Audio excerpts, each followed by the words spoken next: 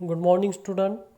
In today lecture, we have discussed the another topic of solution. The name of the article is that vapor pressure of solution of liquid in liquid. आता liquid in liquid म्हणजे काय? Solute and solvent both are present in the liquid state. This is called as a liquid in liquid, and to form the solution it is a binary solution. It is called as a binary solution. So that first word is on the front of that.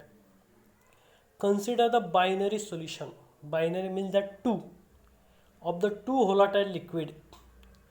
दोन volatile liquid घेऊन आपण एक solution तयार करतोय, त्याला म्हटलं गेलं binary. आता याच्यामध्ये शब्द आला volatile. What done by volatile liquid? Those liquid having boiling point is less than 100. It is called as a volatile liquid. Example द्यायचं झालंच तर पेट्रोल हे व्होलाटाईल लिक्विड आहे. त्याच्यानंतर ॲसिटोन जो आपल्या नेलपेंटमध्ये असतो ते सुद्धा एक व्होलाटाईल लिक्विडचं उदाहरण देता येऊ शकतं आपल्याला. मग असे दोन व्होलाटाईल लिक्विड आपण घेतले.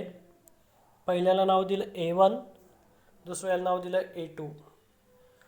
Wien the solution are place in the close container, ते सोल्युशन कुठे ठेवलेलं आहे? एका क्लोज कंटेनरमध्ये ठेवले. Both are liquid vaporise. कंटेनरला उष्णता दिल्यानंतर लिक्विडचं रूपांतर कशात झालं? वेपराइजमध्ये झालं, म्हणजे गॅसेस स्टेटमध्ये झालं. Equilibrium is establish between, equilibrium त्याच्यामध्ये एस्टॅब्लिश झाली कोणामध्ये? Vapour and liquid phase. म्हणजे लिक्विडला उष्णता दिल्यानंतर त्याचं रूपांतर वेपर्समध्ये झालं, म्हणून तिथे equilibrium is establish between the vapour and liquid phase. Both component are present in the vapour phase. मग दोघं कॉम्पोनंट म्हणजे volatile liquid A1 and volatile liquid A2 हे कुठल्या फेजमध्ये गेले? Are present in the vapour phase. The partial pressure of the component are related. हे वाक्य समजून घ्या. Partial pressure of the component, कुठले कॉम्पोनंट? व्होलाटाईल लिक्विडमधले कॉम्पोनंट. ते कशावर डिपेंड असतात? They R related to their mole fraction. Mole fraction हा कुठल्या ॲक्शन दाखवलं जातं? X. Mole fraction of solution is equal to mole fraction of solid X1 plus mole fraction of solvent X2. म्हणून mole fraction of solid plus mole fraction of solvent is equal to solution, that is X1 plus X2 is equal to 1. हे आपल्याला मागच्या वर्षी आपण 11वीच्या टॉपिकमध्ये बघितलेलं होतं. मग त्या वेपर प्रेशर किंवा पार्शियल प्रेशर आणि मोल फ्रॅक्शनचा काय संबंध असतो ते रिलेशन एका सायंटिस्टने प्रूव्ह केलेलं होतं. त्याला आपण म्हटलं राऊल्स लॉ. मग the relationship is given by the one of the law, it is called as a Raoult's law. मग राऊल्स लॉ काय तो आपल्याला बघायचं आहे. त्याच्या अगोदर आपण हे काय घेतलं परत एकदा समजून सांगतो. Consider the binary solution. Binary means that two of two volatile liquid. First one it is called as a A1 and second is called as a A2. इथे तुम्ही A1 आणि A2 घेतलंच पाहिजे असं नाही. काही मुली त्याला C1 C2 म्हणतील, काही मुली त्याला B1 B2 म्हणतील, काही मुली त्याला M1 M2 म्हणतील, काही मुली त्याला M आणि N म्हणतील. काही घेतलं तरी चालू शकतं. This solution are place in the container and the both are liquid vaporise. त्याला थोडीशी जर उष्णता दिली तर काय होतं? त्याचा वेपराइज होते. And when it get vaporise the equilibrium is establish between the vapour and liquid phase. Equilibrium कुठे एस्टॅब्लिश होते? वेपर अँड लिक्विड फेजमध्ये इक्विलिब्रियम एस्टॅब्लिश होते. Both are component are present in the vapour phase. दोघं कॉम्पोनंटचं रूपांतर लिक्विडमधून कुठे गेले? ते वेपर फेजमध्ये गेले. आणि the partial pressure of the component, partial pressure त्या कॉम्पोनंटचं are related to their mole fraction. मग त्या वेपर फेजमध्ये असणाऱ्या कॉम्पोनंटचं जे काही पार्शियल प्रेशर असेल ते कोणाशी रिलेटेड असतं? त्याचं मोल फ्रॅक्शनशी रिलेटेड असतं. आणि हे this can be given by the equation. This equation it is called as a Raoult's law. मग राऊल्स लॉचं स्टेटमेंट काय? का राऊल्स लॉ कसा असतो ते आपण पाहणार आहोत आता. What is the statement? The first is stated that the partial vapor pressure of any volatile component. त्यांचं स्टेटमेंटमध्ये त्यांनी पहिले सुरुवात अशी केली बघा, partial vapour pressure of any volatile component of solution is equal to the vapour pressure of pure component multiply by its mole fraction. ह्याच्यामध्ये दोन गोष्टी आल्यात बघा. ज्यास आपण पार्शियल प्रेशर घेतलं कुठल्याही व्होलाटाईल कॉम्पोनंटचं, तो व्होलाटाईल कॉम्पोनंटपासून सोल्युशन तयार झालेलं असेल, इज इक्वल टू त्या कॉम्पोनंटचं वेपर प्रेशर, त्याच कॉम्पोनंटचं वेपर प्रेशर आणि त्याच कॉम्पोनंटचं काय घ्यायचं, त्याचा मोल फ्रॅक्शन इन द सोल्युशन. म्हणजे थोडक्यात असं लक्षात घ्या, आता partial pressure of that component is equal to the vapour pressure of that component into its mole fraction. It is called as a Raoult's law. आपण दोन बायनरी सोल्युशन घेतले होते. त्याच्यामध्ये दोन व्होलाटाईल लिक्विड आपण घेतले. एकाचं नाव होतं A1, दुसऱ्याचं नाव होतं A2. एकाचं नाव काय होतं A1 आणि दुसऱ्याचं नाव काय होतं A2 होतं. मग A1 आणि A2 त्याचं जे पार्शियल प्रेशर आहे, पार्शियल वेपर प्रेशर, ते कुठल्या अक्षराने दाखवलं गेलं, P1 आणि P2. कुठल्या अक्षराने दाखवलं गेलं आहे, P1 आणि P2. आणि त्याचं मोल फ्रॅक्शन हे कुठल्या अक्षराने दाखवलं गेलं आहे, X1 आणि X2. कुठल्या अक्षराने दाखवलं गेलं ते X1 आणि X2. बघा इकडे लक्ष द्या, परत एकदा समजावून सांगतो. त्याचं जे पार्शियल प्रेशर आहे, ते पार्शियल प्रेशर कुठल्या अक्षराने दाखवलं गेलं, P1 आणि P2.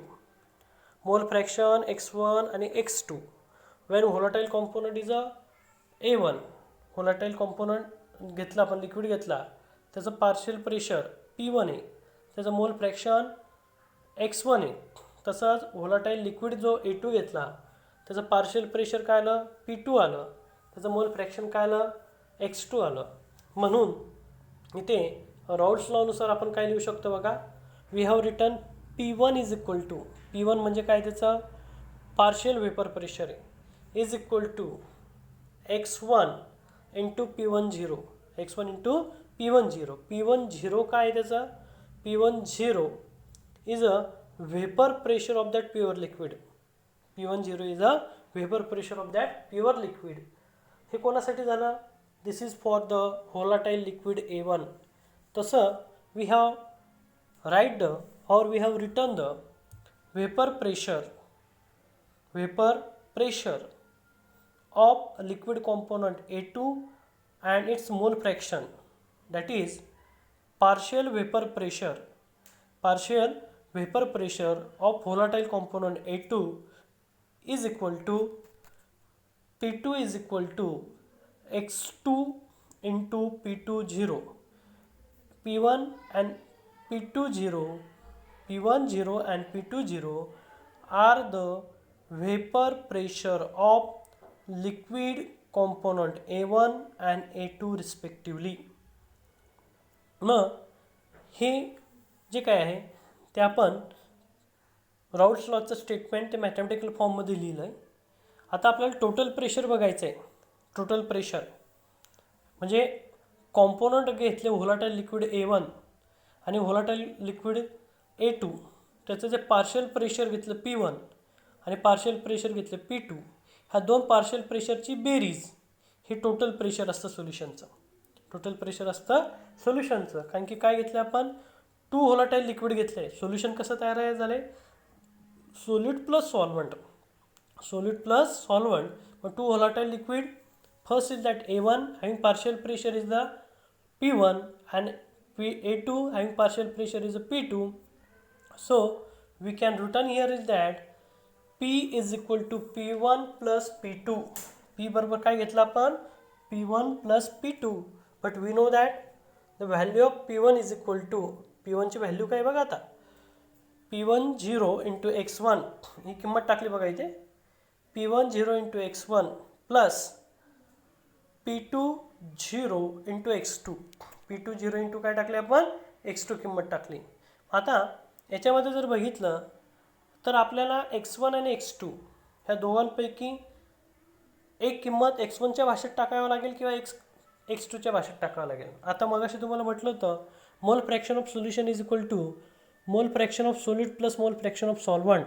That is X is equal to x1 plus x2 is equal to 1. म्हणजे मोल फ्रॅक्शन ऑफ सोल्युशन ही काय असते, किंमत 1 असते. आता लक्ष द्या, हे कसं आलं, सिन्स हे कसं आलं बघा, x1 is equal to 1 minus x2 कसं आला, x1 plus x2 is equal to 1 आला. Mole fraction of solute plus mole fraction of solvent is equal to काय आला, 1 आला. आता मला x1ची जर किंमत काढायची असेल तर मी कसं घेईल, x1 plus x2 is equal to 1 आहे, म्हणजे x1 इज इक्वल टू काय आला, 1 मायनस x2 आला, म्हणून इथे लिहिली किंमत 1 मायनस x2. आता ही x1ची किंमत मी इक्वेशन नंबर जे आहे तुमच्यासमोर दिसते, इक्वेशन नंबर 2.3 मध्ये टाकेल, 2.3 मध्ये टाकेल. मग बघा बरं ते इक्वेशन कसं मॉडिफाय झालं. This equation can be modify, that is a p is equal to, हा p तसाच तसा ठेवला, p10 तसाच तसा ठेवला, x1ची किंमत काय टाकली, 1 मायनस x2, काय टाकली, 1 minus x2. Then p20 x2 तसाच ठेवला, ह्या p10 ह्या ब्रॅकेटला मल्टिप्लाय केलं, p10 into 1 that is a p10 minus p10 into x2 plus p20 into x2. मग याच्यामध्ये जर बघितलं तर आता हे मॅथमॅटिकल सिम्प्लिफिकेशन स्वरूपात आपण लिहून घेणार आहोत. आता वजा p10 x2 plus p20 x2, जर याच्यामध्ये जर बघितलं तर x2 कॉमन ह्या दोघांमध्ये, म्हणून x2 कॉमन काढला, वजा a अधिक b म्हणजे b वजा a. तसं minus p10 x2 plus p20 x2 म्हणजेच काय लिहिलं मी, p20 x2 minus p10 x2. म्हणून हे मॉडिफिकेशन असं लिहिलं, सिम्प्लिफिकेशन केलं त्याचं. इथून x2 फॅक्टर कॉमन निघाला, म्हणून p20 minus p10 bracket complete x2 plus p10 because p10 and p20 are constant. p10 आणि p20 काय आहेत, कॉन्स्टंट आहे. आणि हे जे कॉन्स्टंट आहे त्याचं आपल्याला काय करायचं आहे, ग्राफ काढायचं आहे, प्लॉट कशाचा घेतला आहे, प्रेशर, p म्हणजे टोटल प्रेशर घेतलं आहे, versus the mole fraction of the solvent that is a x2. It gives a straight line. ते आपण ग्राफ जेव्हा डिस्कस करू त्यास पाहणार आहोत. परत एकदा समजून घ्या, राउल्ट्स लॉचं स्टेटमेंट काय होतं, what is the statement of the Raoult's law. The statement of the Raoult's law is that the partial vapour pressure of any volatile component, partial vapor pressure of any volatile component of solution is equal to the vapor pressure of that pure component multiplied by its mole fraction. मग आपण binary solution carry out करण्यासाठी दोन liquid घेतले, त्याचं nature आहे volatile. पहिल्याला नाव दिलं A1, दुसऱ्याला नाव दिलं A2. त्या व्होलाटाईल लिक्विडचा पार्शियल प्रेशर असतो P1, त्याचा पार्शियल प्रेशर असतो P1 आणि दुसऱ्याचा असतो पार्शियल प्रेशर P2. त्याच्यानंतर त्याचं मोल फ्रॅक्शन असतो पहिल्या व्होलाटाईल लिक्विडचं x1, दुसऱ्या लिक्विडचं मोल फ्रॅक्शन असतो x2. मग अकॉर्डिंग टू राउल्ट्स लॉ काय सांगतोय की vapour pressure, partial vapour pressure कुठल्या ॲक्शन दाखवला गेला, व्होलाटाईल लिक्विड A1 साठी P1 is equal to its mole fraction. Mole fraction कुठला ॲक्शन दाखवला गेला, x1. मोल फ्रॅक्शन कुठला ॲक्शन दाखवला गेला, x1 गुणिले it's vapour pressure of that pure component. म्हणून इथे लिहिताना आपण असं लिहिलं P1 is equal to x1 into P10. तसं P2 is equal to x2 into P20. P10 and P20 are the vapour pressure of pure liquid. P10 आणि P20 हे काय आहेत, व्हेपर प्रेशर आहेत. कुठल्या लिक्विडचे, प्युअर लिक्विडचे. त्या लिक्विडचं नाव A1 आणि A2 आहे. डाल्टन ॲटॉमिक थेरी आपल्याला म्हटलं आहे किंवा डाल्टन पार्शियल प्रेशरचा जो लॉ आहे तो काय सांगतो आहे, टोटल व्हेपर प्रेशर और total pressure of solution is equal to pressure of that that is a vapour pressure of that solid and vapour pressure of that solvent. म्हणून इथे असं लिहिले P is equal to P1 plus P2. What about the value of P1? The value of P1 is equal to P10 into x1. What about the value of P2? P20 into x2. Then we know that the mole fraction of solution having value is equal to 1, that is mole fraction of solute plus mole fraction of solvent is equal to 1, means that x1 plus x2 is equal to 1. मला याच्यामध्ये जर x1 ची value काढायची असेल तर मी कसं calculate केलं, x1 is equal to 1 minus x2. मग ह्या मोल फ्रॅक्शनची जी किंमत आहे सॉलिडची ती मी वरच्या इक्वेशनमध्ये टाकली आणि वरच्या इक्वेशनमध्ये पुट अप केल्यानंतर जे काही डेरिव्हेशन तुमच्यासमोर आलं ते मी असं मॉडिफाय केलं. p is equal to p10 1 minus x2 plus p20 x2. मग ह्या p10ने मी त्याला ब्रॅकेटला मल्टिप्लाय केलं, p10 minus p10 x2 plus p20 x2. त्याच्यातनं हा जो काही फॅक्टर आहे minus p10 x2 plus p20 x2 तो वजा ए अधिक बी हे आपण असं लिहू शकतो बी वजा ए, म्हणून ते सिम्प्लिफिकेशन केलं. p20 मायनस p10 दोघांमध्ये x1 कॉमन x2 कॉमन होता म्हणून तो काढला, plus p10 and p20 are constant. p10 आणि p20 काय आहेत ते कॉन्स्टंट आहेत. मग p10 आणि p20 काय आहे ते व्हेपर प्रेशर आहेत. कोणाचे ते प्युअर लिक्विडचे, they are constant. Or when you plot the graph of pressure versus the x2 is a straight line. त्याचा ग्राफ मी काढला तो स्ट्रेट लाईन भेटतो आणि तो जो ग्राफ आपण बघतोय त्याच्यामध्ये p1 versus x1 p2 versus x2 according to this equation the straight line are passing through the origin. मग तो ग्राफचं नेचर बघा तुमच्यासमोर दिसते. एका ॲक्सिसला आपण काय घेतलं व्हेपर प्रेशर आणि दुसऱ्या ॲक्सिसला आपण काय घेतलं मोल फ्रॅक्शन. आता पहिली केस जे तुमच्यासमोर येते बघा vapour pressure, that is a p10 versus x2 p10 versus x2. ही काय आली स्ट्रेट लाईन आली, ही काय आली स्ट्रेट लाईन आली बघा. p10 वर्सेस x2 ही काय आली स्ट्रेट लाईन आली बघा, इथे दिसत असेल तर बघा ही काय आली स्ट्रेट लाईन आली. त्याच्यानंतर p is equal to p10 at x2 is equal to 0. पीची किंमत मी काय घेतली p10 घेतली, पीची किंमत काय घेतली p10 घेतली. त्यावेळेस x2ची किंमत काय घेतली मी 0 घेतली. इथे बघा बघत असेल तर लक्षात येत असेल तर तुमच्या लक्षात घ्या बघा, इथे दिसते बघा x2 is equal to 0 and x2 is equal to 1. तसंच ज्यावेळेस मी पीची किंमत ही p10 घेतली त्यावेळेस x2ची किंमत काय घेतली 0 घेतली. म्हणून इथे बघा इथे दिले बघा p10ची किंमत काय घेतली, पीची किंमत काय घेतली p1 घेतली, म्हणून इथे p1 दिसतोय शब्द काय दिसतंय p1.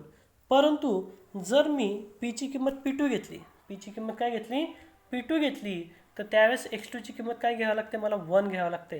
म्हणून बघा ही जी लाईन आहे ही दुसरी लाईन बघा ही line, this line is passing through the origin and it can be says that p20. इथे काय दिसतं तुम्हाला p20 दिसते. ही लाईन कुठून पास होते, this line is pass through the origin and p is equal to p20 and x2 is equal to 1. हा झाला ही झाली पहिली कंडिशन. ही काय झाली पहिली कंडिशन. दुसऱ्या कंडिशनमध्ये बघा आता तिने काय केलं आहे PT वर्सेस PT म्हणजे काय टोटल प्रेशर वर्सेस काय घेतलं आहे त्यांनी ST घेतलेला आहे, त्याचा स्ट्रेट लाईन ग्राफ घेतलेला आहे. तो बघा कसा आहे बघा, PT is equal to 0 at x1 is equal to 0 at x1 is equal to काय घेतलं आहे 0. जर पार्शियल प्रेशर PT किंवा त्या सोल्युशनचे जे टोटल प्रेशरची किंमत जर 0 घेतली त्यावेळेस एकची किंमत किती 0 घ्यायची. तसं PT is equal to p1 0 घेतली, PT इज इक्वल टू काय घेतली p1 0, तर x1 इज इक्वल टू काय घेतली 1 घेतली. तसंच p2 इज इक्वल टू 0 घेतलं तर x2 इज इक्वल टू 2. तसं p2 is equal to p20 at x2 is equal to 1. म्हणजे ह्या ज्या किमती आहेत ह्या किमती आपण कॅरी केलेल्या आहेत. मग ह्या ग्राफमध्ये एक लक्षात घ्या, हा एक ग्राफ हा स्ट्रेट लाईन आहे, दुसरा ग्राफ पण स्ट्रेट लाईन आहे पण निगेटिव्ह स्लोप आहे, आणि एक ग्राफ हा काय पासिंग थ्रू ओरिजिन आहे तो पॉझिटिव्ह स्लोप आहे. तो काय पॉझिटिव्ह स्लोप आहे. मग हा ग्राफ बघितल्यानंतर आपल्याला जे काही पुढचं कम्पॅरिझनचं कॅरी आउट करायचा जो होता तो म्हणजे composition of vapour pressure.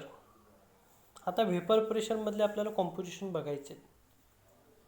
Composition of vapour pressure in equilibrium with solution can be determined by the Dalton's law of partial pressure. एखाद्या सोल्युशनमधलं व्हेपर प्रेशर डिटरमाइन करण्यासाठी आपल्याला परत डाल्टनचा जो लॉ आहे त्याची मदत घ्यावी लागते. आपण याच्यामध्ये दोन कॉम्पोनंट कॅरी आउट करतो आहे, y1 आणि y2. y1 आणि y2 as a mole fraction of two component in vapour pressure. म्हणजे पहिला जो कॉम्पोनंट आहे P1 त्याचं मोल फ्रॅक्शन असेल y1 गुणिले काय असेल त्याचा प्रेशर P असेल. त्याच्यानंतर दुसरा जो असेल y2 तो असेल y2 into P is equal to P2 असेल. हे वाक्य समजून घ्या. ज्यास आपण y1 आणि y2 हे काय म्हणून कन्सिडर केलं, mole fraction of two component in the vapour. Then P1 is equal to y1 into P and P2 is equal to y2 into P. मग आता P1 आणि P2 काय, मग अशी जसं बघितलं व्होलाटाईल कॉम्पोनंट A1 आणि A2 सारखं ते काय, partial pressure of two components in the vapour. And what is a P? P is a total vapour pressure. P is a total vapour pressure. म्हणजे जसं आपण मागच्या वेळेस बघितलं व्होलाटाईल लिक्विड A1 त्याचं आपण काय बघितलं होतं इथे की P1 is equal to x1 into P1 0 बघितलं होता. तसं इथे त्याचं व्हेपर प्रेशर जे असं आपण पाहतोय त्यास P1 is equal to y1 into P and P2 is equal to y2 into P. P1 आणि P2 are the partial pressure of two component. P1 आणि P2 काय असतो, पार्शियल प्रेशर आहे दोन कॉम्पोनंटचं. आणि P काय त्याचा टोटल व्हेपर प्रेशर आहे. T काय त्याचा टोटल व्हेपर प्रेशर आहे. मग ह्याला अनुसरून आपण पुढे जो काही पार्ट कॅरी आउट करणार आहे त्याला म्हटलं तर आयडियल सोल्युशन. त्याला काय म्हटलं गेलं, आयडियल आणि नॉन आयडियल सोल्युशन. काय म्हटलं गेलं त्याला, आयडियल आणि नॉन आयडियल सोल्युशन. आता आयडियल आणि नॉन आयडियल सोल्युशन म्हणजे काय ते समजावून सांगतो. इथे टायटल तुम्हाला दिलं आहे आयडियल सोल्युशन आणि दुसरं टायटल दिलं आहे नॉन आयडियल सोल्युशन. मग आयडियल सोल्युशन कोणाला म्हणायचं, though solution is obey the Raoult's law over the entire range of concentration. जे सोल्युशन राऊल्स लॉ ओबे करतो entire range of the solution, किंवा थोडक्यात असं लक्षात घ्या, though solution obey the Raoult's law it is called as a ideal solution. जे solution Raoult's law obey करतो, partial प्रेशरचा law obey करतो, त्याला आपण काय म्हणतोय, आयडियल सोल्युशन असं म्हटलं जातं. What are the second point is that no heat is evolved or absorbed when two components forming an ideal solution are mixed.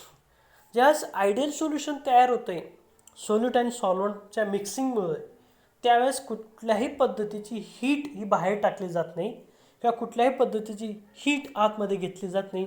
म्हणजे थोडक्यात एक्झोथर्मिक आणि एंडोथर्मिक रिॲक्शन होत नाही. म्हणजे सोल्युशनची मिक्सिंग होते, म्हणजे सोल्यूट अँड सॉल्वंट ह्याच्यापासून जे काही सोल्युशन तयार होतं आहे त्या सोल्युशनची ज्यावेळेस मिक्सिंग होते त्यास त्याची एन्थॅल्पी असते. एन्थॅल्पी it is represented by the symbol H.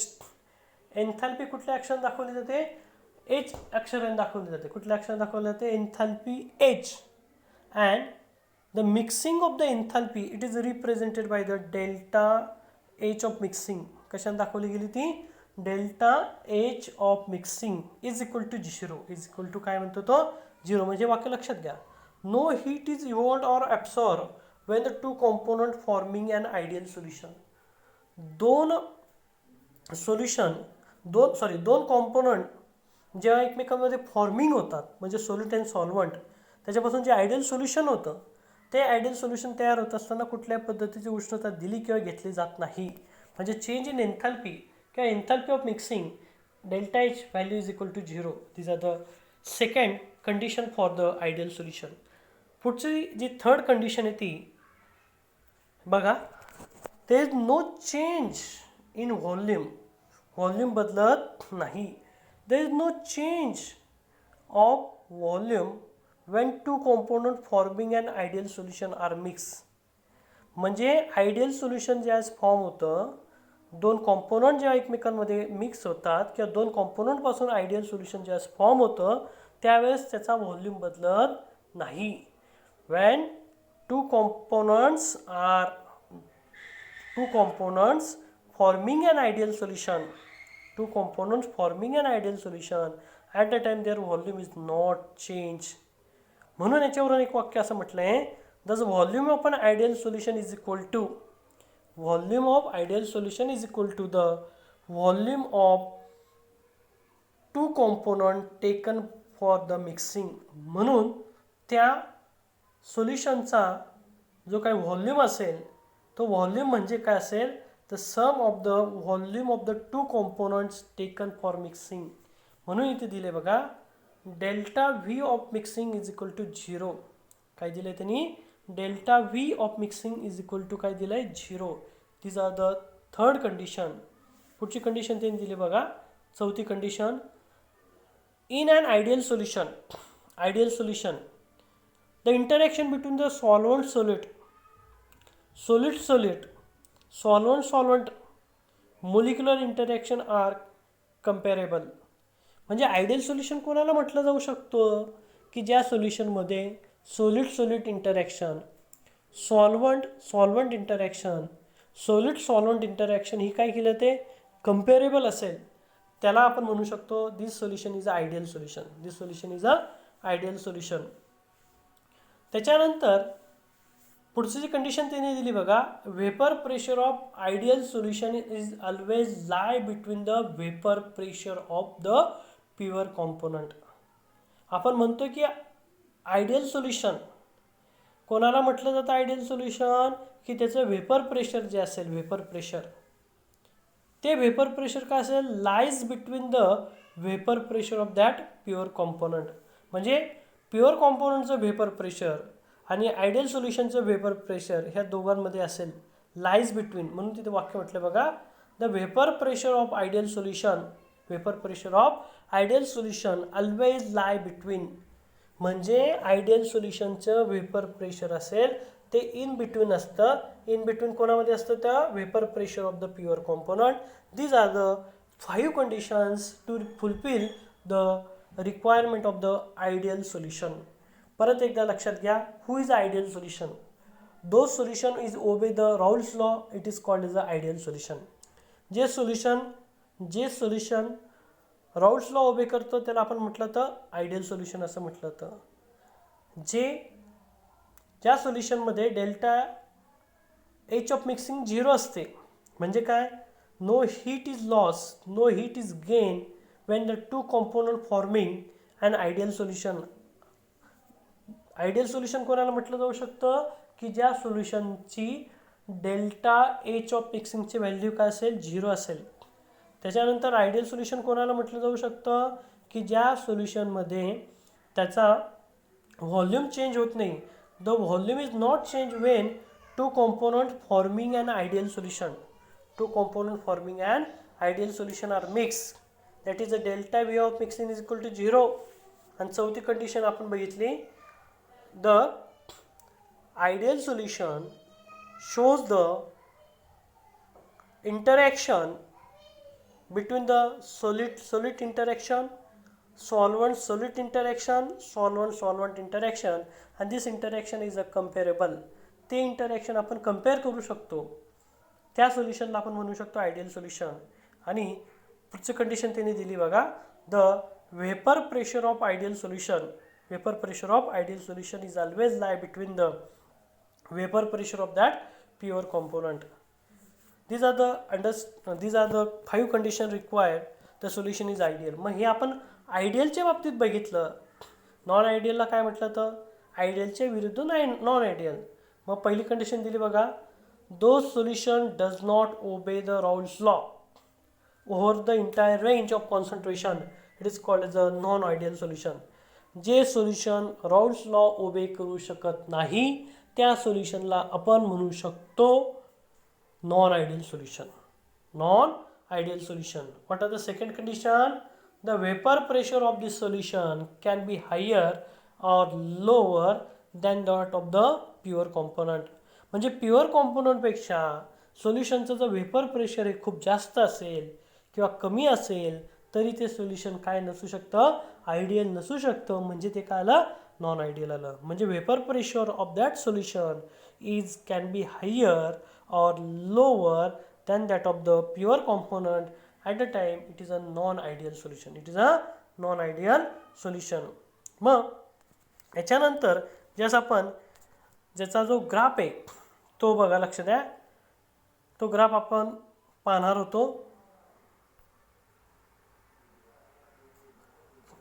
त्याच्यामध्ये डेव्हिएशन जे होतं राऊल्स लॉचं, ते ज्यास आपण कॅरी करतोय ते कॅरी केलेले जे डेरिव्हेशन्स आहेत ते सुद्धा आपण कॅरी करणार आहोत. पण त्याच्या अगोदर आपण जे काही आयडियल आणि नॉन आयडियल सोल्युशनचं बघितलं ते लक्षात ठेवा. राऊल्स लॉवर प्रश्न विचारला तर state and explain the Raoult's law, किंवा what do by ideal solution, give their condition. Ideal solution म्हणजे काय, त्याच्या काय काय कंडिशन्स ते आपल्याला कॅरी करायचे. मग आल्यापासून आपण जे काही बघितलं, पहिला जो पार्ट बघितला आपण, त्या पार्टमध्ये राऊल्स लॉ कसा असतो ते बघितलं, त्याचं स्टेटमेंट बघितलं, त्याच्या कंडिशन्स बघितल्या.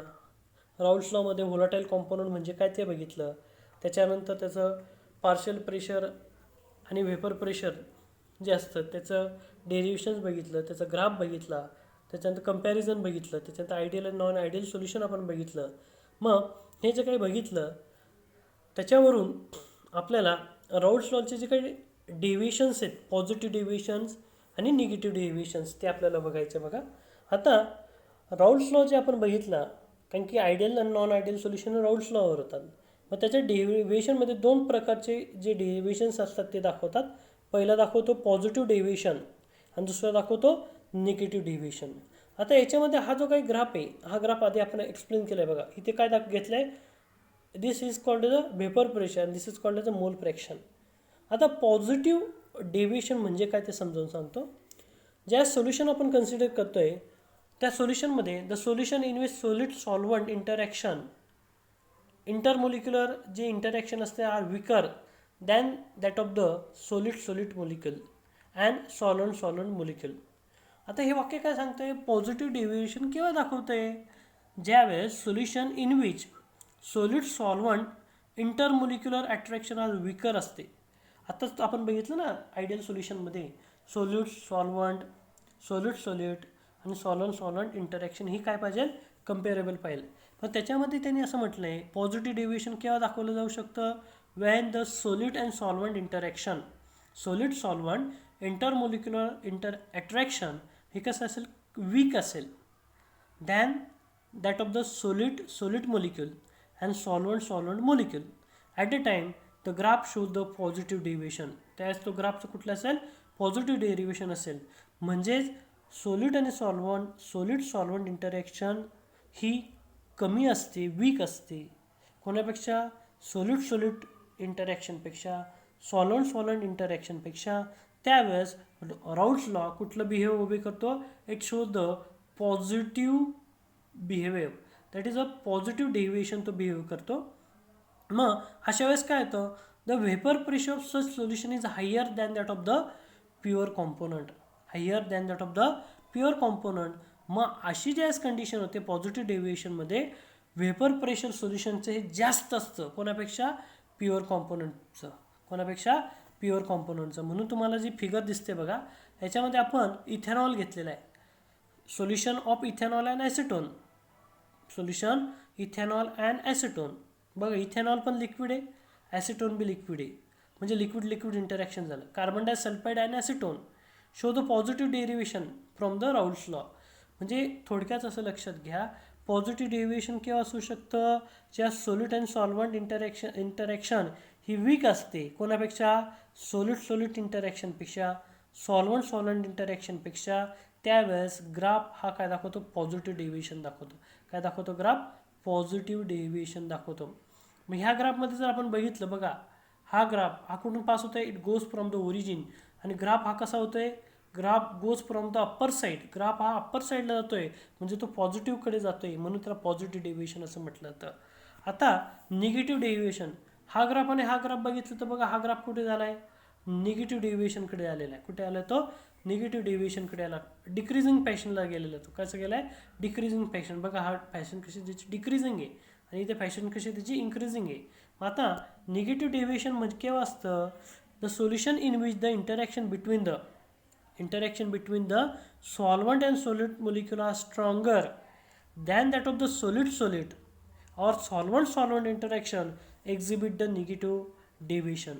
आपण जे वरती बघितलं तेच इथे बघायचं, फक्त उलट करून बघायचं आहे. त्यावेळेस आपण काय म्हटलं, तर सॉल्व्हेंट इंटरॅक्शन वीक असेल कोणापेक्षा? Solute इंटरॅक्शनपेक्षा, solvent इंटरॅक्शनपेक्षा. त्यावेळेस पॉझिटिव्ह डेव्हिएशन दाखवतं. पण इथे काय म्हटलं त्याने आता, ज्यावेळेस इंटरॅक्शन ही स्ट्रॉंगर असते, the interaction is stronger means that solute interaction are stronger than solute or solvent interaction exhibit the positive deviation. काय दाखवतो तो? पॉझिटिव्ह डेव्हिएशन आपल्याला दाखवतो. मग आताच्या तासाला आपण आल्यापासून काय काय बघितलं ते लक्षात घ्या. आल्यापासून आपण बघितलं व्हेपर फेज जी तयार होते सोल्युशनची, बोथ इन द लिक्विड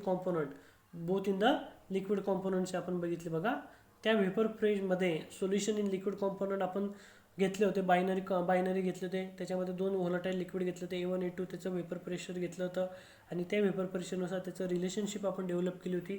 कुठल्या लॉनुसार? राऊट्स लॉनुसार डेव्हलप केली होती. त्या राऊट्स लॉचं आपण स्टेटमेंट बी बघितलं होतं. Stated that the partial vapour pressure of any volatile component of solution is equal to the vapor pressure of that pure component multiply its mole fraction. हे आपण बघितलं. त्याच्यानंतर त्याचं डेरिव्हेशन बघितलं. त्याच्यानंतर त्याचे ग्राफ्स आपण बघितले. त्या ग्राफ्समध्ये आपण कंडिशन्स आपण बघितल्या. त्याच्यानंतर कॉम्पोजिशन ऑफ व्हेपर प्रेशर आपण बघितले. त्याच्यामध्ये मोल फ्रॅक्शनच्या स्वरूपात आपण बघितले. त्याच्यानंतर आयडियल सोल्युशन कोणाला म्हटलं तर, नॉन आयडियल सोल्युशन कोणाला म्हटलं तर ते आपण बघितलं. त्याच्या 4 ते 5 कंडिशन आपण बघितल्या. त्याच्यानंतर नॉन आयडियल सोल्युशन कसं तयार होतं किंवा कोणाला म्हटलं तर ते बघितलं. त्याच्यानंतर पॉझिटिव्ह डेव्हिएशन कसा असतो आणि निगेटिव्ह डेव्हिएशन कसं असतं ते आपण बघितलं. पहिला ग्राफ आणि दुसरा ग्राफ एकमेकांच्या काय अपोजिट आहे ते लक्षात घ्या. पुढच्या तासाला आपण पुढचा जो पार्ट असेल तो घेणार आहोत. इथे मी जे काही शिकवलं ते घरी जाऊन तुम्ही व्यवस्थित रीड करा. जिथे काय अडचणी असेल तिथे विचारलं तरी हरकत नाही. फक्त एकाच्या ऑपोजिट दुसऱ्या पॉझिटिव्ह डेरिव्हेशनमध्ये सॉल्व्हेंट इंटरॅक्शन कमी असते, पण तीच इंटरॅक्शन जास्त असेल तर निगेटिव्ह बिहेव करतो किंवा निगेटिव्ह डेव्हिएशन तो दाखवतो. मग इथे आपण आताच्या तासाला जे काही घेतलं त्याचं व्यवस्थित रीड करा. पुढच्या तासाला आपण पुढचा पॉईंट घेणार आहोत.